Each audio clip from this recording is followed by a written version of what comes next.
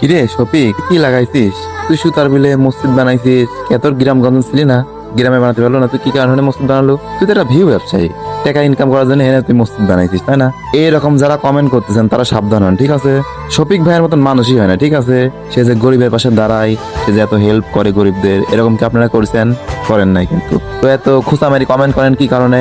যারা যারা এরকম কমেন্ট করেন তারা ভালো হয়ে যান, ঠিক আছে? কাম করি খাগা। শফিক ভাই ওইখানে মসজিদ বানানোর কারণ, সেখানে ওই সুতার বিলে কৃষকরা, অনেক কৃষক, শত শত কৃষকরা ওইখানে কাজ করে, কাজ করার পর ওইখানে বিশ্রাম করার জন্য জিনিসটা বানাইছে, তারপর নামাজ পড়ার জন্য এই করছে। তাদেরকে আপনার কোনো ক্ষতি হয়েছে? আপনার 2 টাকা চাইছে? চাই না কিন্তু। সে তার নিজের টাকা, সে কয়েকজন বন্ধু মিলে সে কাজটা করছে। ওই আপনার তো কিছু চাই নাই, খুচামারি কথা বলেন কি কারণে?